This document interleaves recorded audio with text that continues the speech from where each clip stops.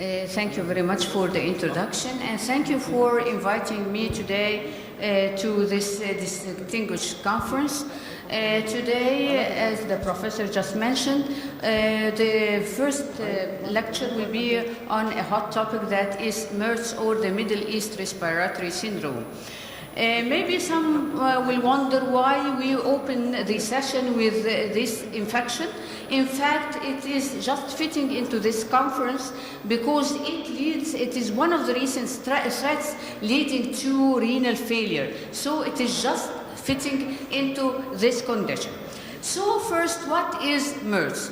MERS is an abbreviation of Middle East Respiratory Syndrome, and it has been previously known as coronavirus infection. However, coronavirus is a family. It's not only one member of viruses.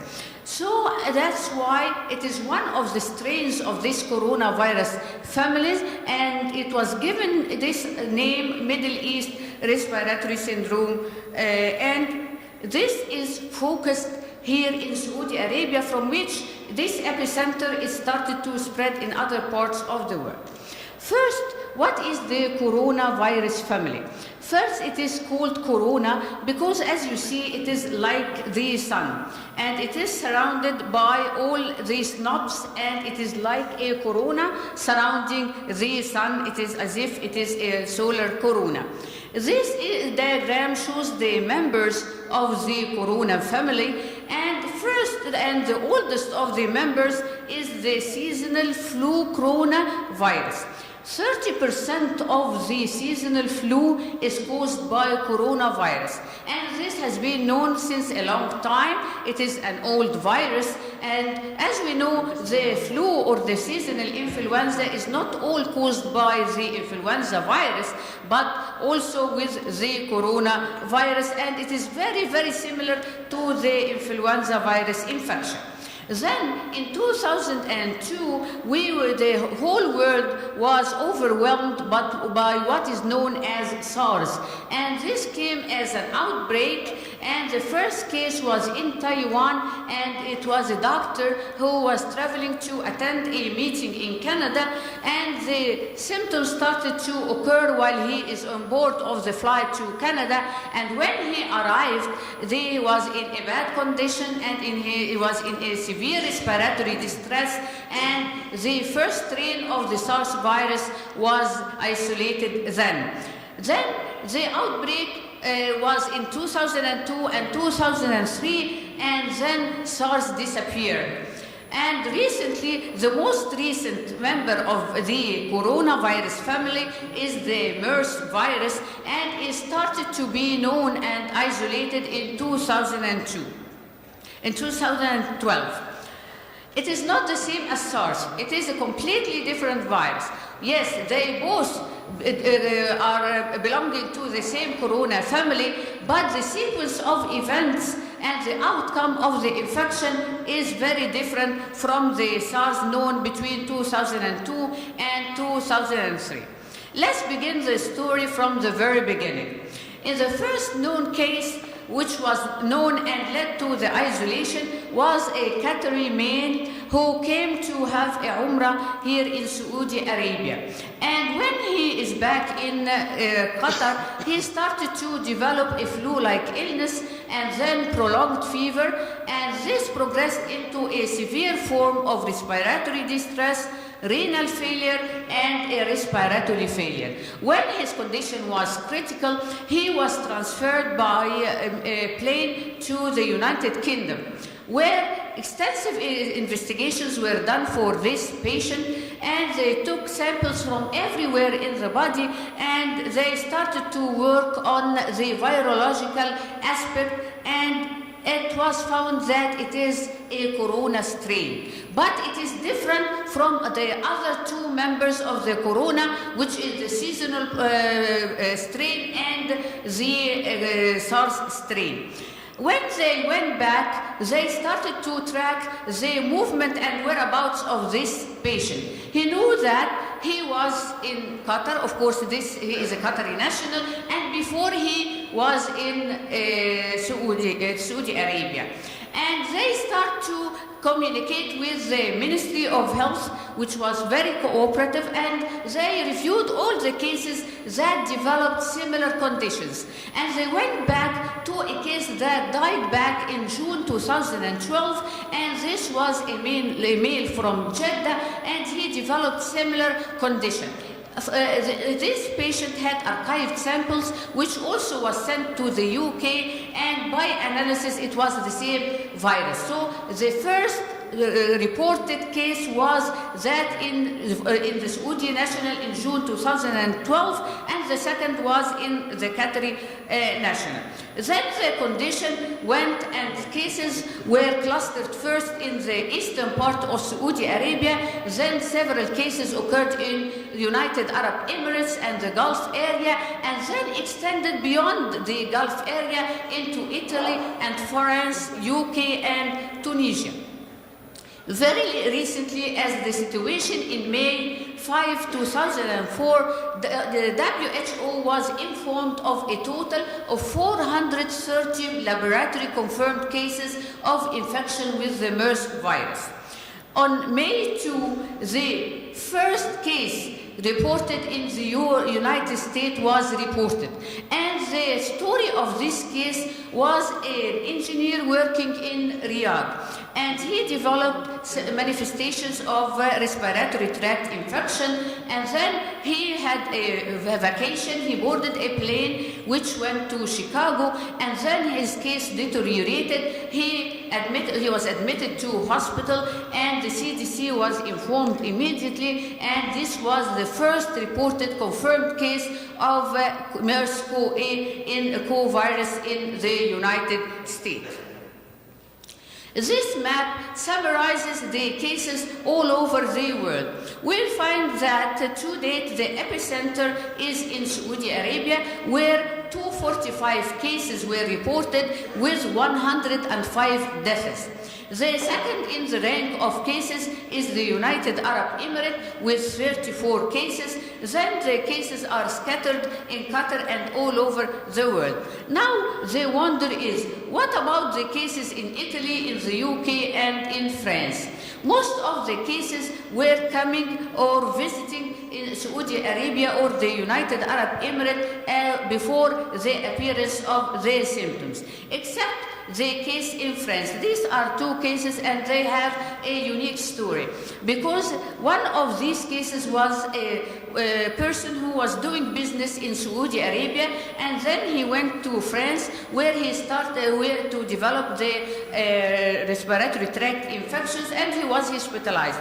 At this time, he was hospitalized as a case of severe bronchitis or pneumonia, and he was hospitalized in a shared room with another hospital roommate. And a few days after, his hospital mate developed severe respiratory tract infections, which progressed into hypoxemic respiratory failure and then acute renal failure, and the hospital mate died while the person who contracted the infection recovered completely, and he is still living. This summarizes the cases, with the most recent in Europe is in Greece. 2 cases were reported in Greece just in April. And we noticed that most of the surges were reported in April 2014. And as we look to this bar graph, we will find that there is a continuous and progressive increase in the incidence of MERS-CoV virus all over through the months, with the peak in April 2014. Why the peak in April?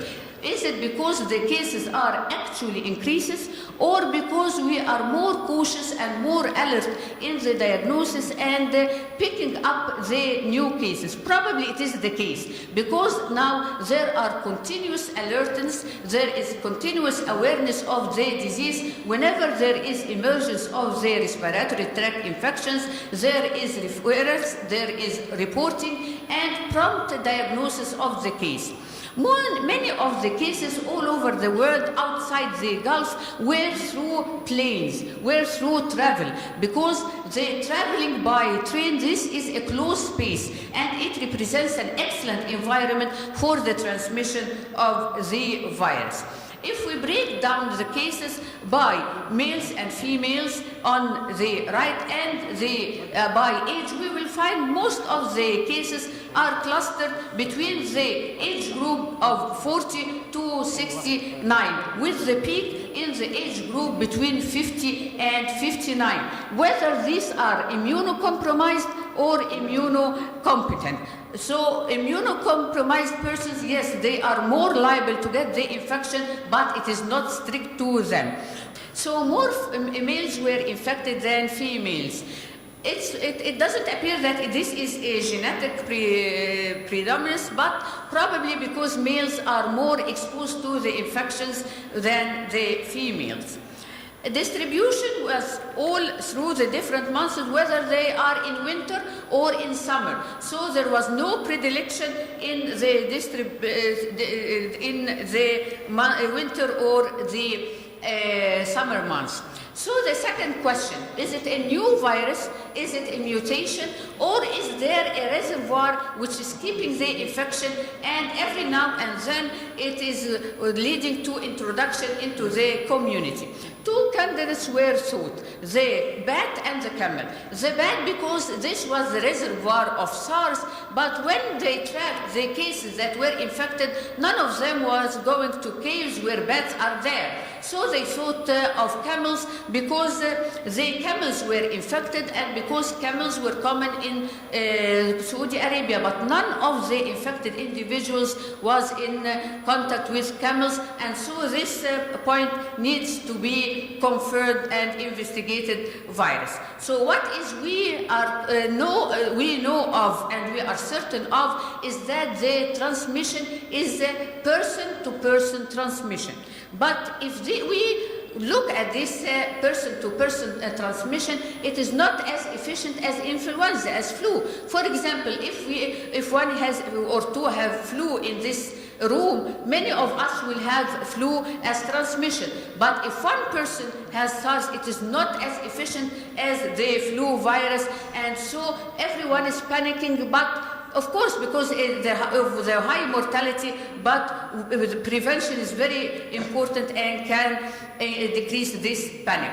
So 5 minutes left. Yes, so the mode of transmission is airborne infection through sneezing and coughing, but also through handshaking, because one of the bad habits when we cough or when we sneeze is to put the hands on the nose and the mouth, and so the infection goes to the hand, contracted by handshaking or by use of common glasses, or from patients to the healthcare workers, or using the common utilities such as towels. Traveling by train is risky, also during Hajj and Umrah because of the heavy crowds. But if you compare the efficiency of transmission in planes and the efficiency of transmission due pilgrimage, we will find that transmission through planes is more, because this is a closed space compared to the open space which dilutes the concentration of the virus. The symptoms are mainly fever, cough, shortness of breath, headache, and sore throat. So it starts as a case of flu. But the fever is very high. It is not declining even with the use of antipyretics. The fever is increasing. The shortness of breath is gradually increasing, and the patient progressively goes into a hypoxemic respiratory failure, and in the fatal cases, he will go into an acute renal failure case. Available laboratory diagnosis now is through direct detection, isolation, and serology. There is no vaccine to date, but the prevention is the key role for managing the case of the outbreaks. The prevention is mainly through washing of the hands, because as I said, it is always contaminated through the transmission. The etiquette of coughing and sneezing, always cover the nose and the mouth. And the Ministry of Health is making extreme effort in the prevention through very easy posters, through alerts, through SMS, and these are the different forms for sneezing and coughing. Prevention during Hajj and Umrah is very important. Strict use of the use of the masks. We have two types of masks. The usual mask, and what we see here, the lady is wearing the N95 mask, which is more efficient in preventing the transmission and when it is fitted to the nose. Also, healthcare personnel are more exposed to the infection, and every hospital and every health facility should put its strict forms of infection control. The WHO, it is the end of it. So patients here need to, if we have a suspected case, this case should first report to the primary physician, who, if there is fever more than 38, progressing into cough, and there is no improvement within 2 days, this should be reported to the Ministry of Health and should be referred to one of the central hospitals.